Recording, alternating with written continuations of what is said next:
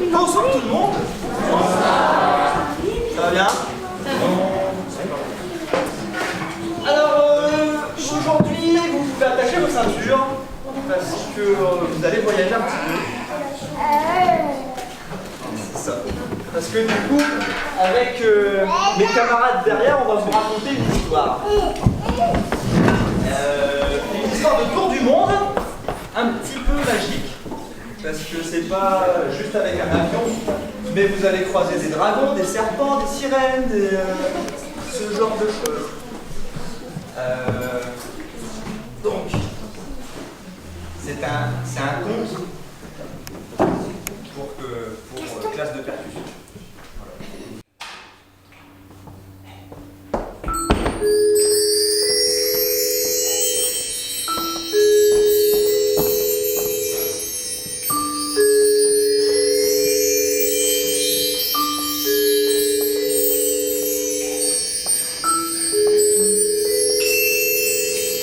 Fin. Il était vraiment bien ce livre. Vivement que je retourne à la bibliothèque pour en emprunter un autre. Ambre était une jeune fille qui adorait les livres. Avant même de savoir lire, on la voyait toujours avec un livre à la main, les feuilletant page après page, et voyant passer des cascades de mots dont elle ne comprenait pas encore le sens. Elle tenait cette passion de son grand-père, Nestor, également un grand amoureux des livres. Dès que l'occasion se présentait, il lui racontait des histoires, drôles, pleines d'aventures, parfois tristes, mais toujours avec ce ton de conteur qui la faisait voyager à chaque fois. Il lui disait que les livres étaient des objets magiques, qu'ils pouvaient nous faire voyager sans même bouger de l'endroit où on se trouve. Dès qu'elle eut l'âge de savoir lire, sa soif de lecture ne s'arrêta plus. Elle dévora les livres un à un pour découvrir ce qui les renfermait, avec l'envie toujours intacte de vouloir s'évader de l'endroit où elle était. Car Ambre vivait dans un petit village reculé de tout, sans aucun attrait particulier. Son père avait coutume de l'appeler le dortoir. En effet, les gens y habitaient pour ainsi dire que pour longtemps. La grande usine se situant dans la ville d'à côté. Les grandes personnes, comme elle avait coutume de dire, prenaient le bus matin et soir, à la même heure, tous les jours. Tel un carrousel tournant en rond, Ambre revivait cette scène inlassablement à travers la fenêtre de sa chambre.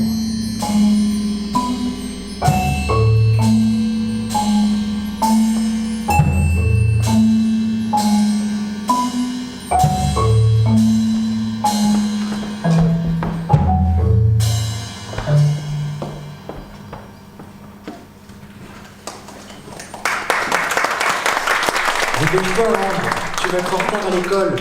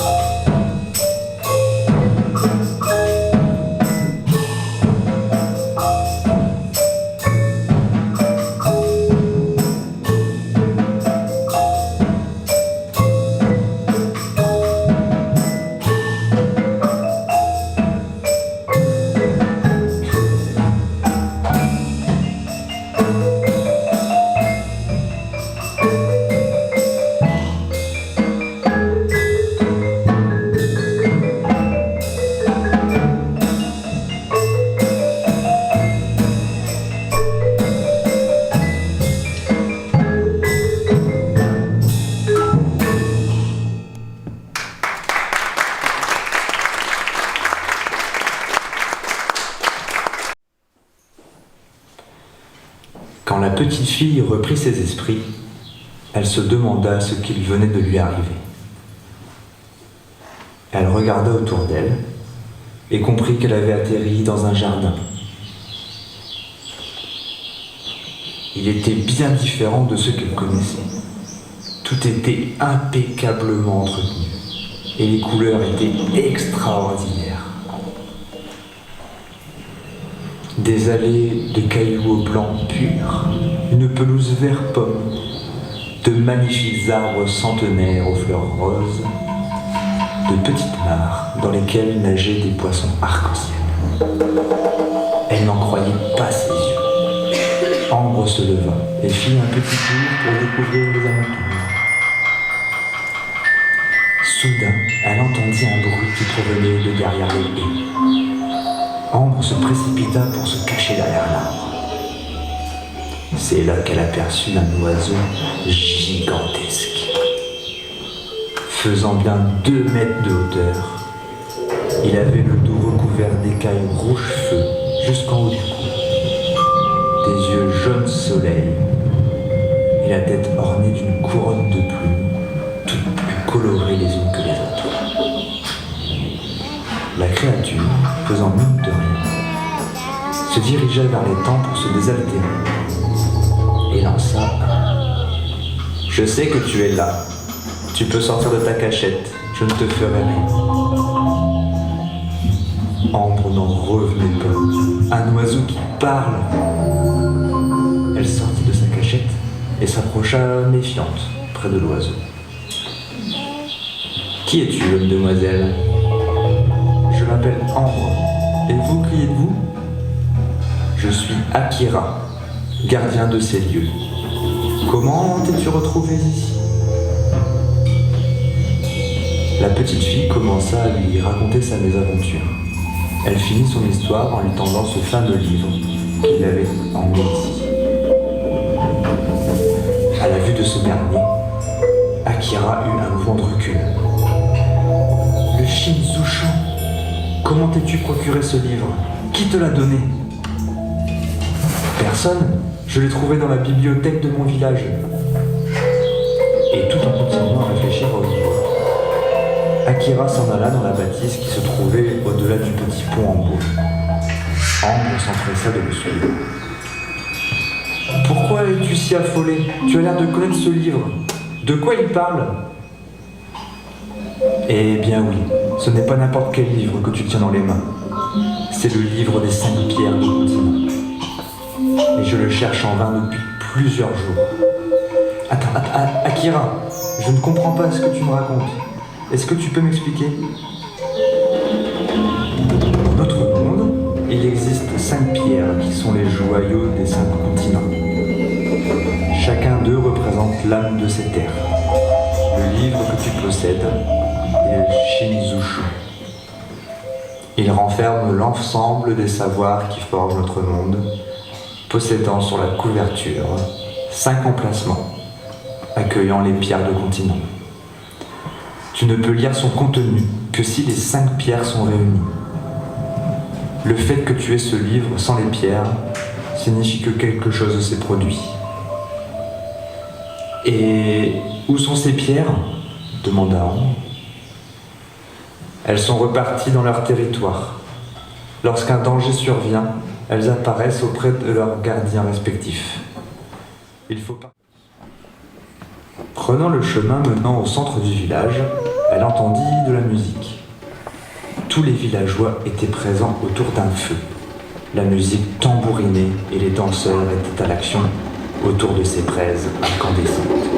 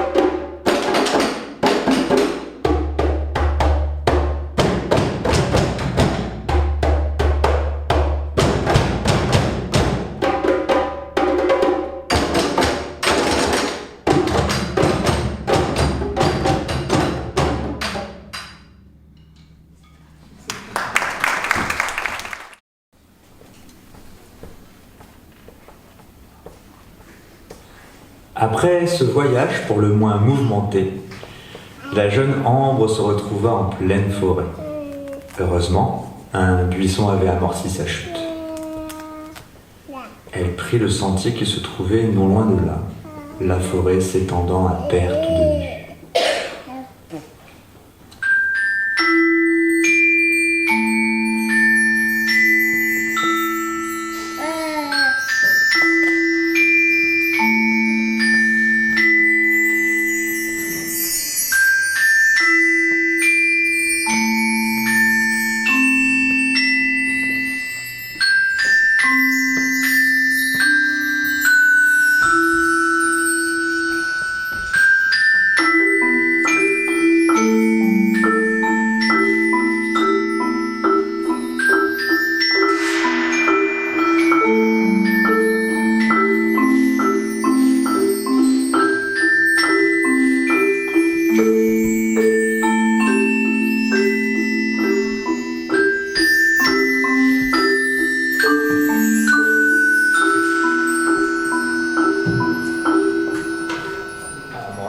Une course-poursuite débuta.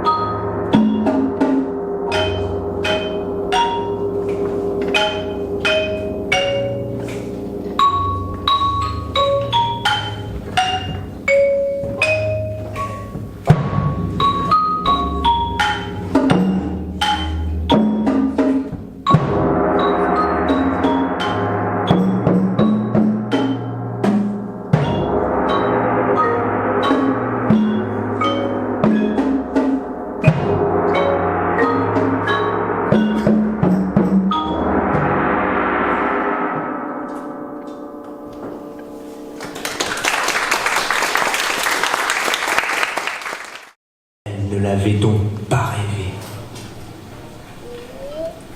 De cette expérience, Ambre entreprit de partager avec le monde entier l'histoire de ces créatures, sa passion devenant toute sa vie.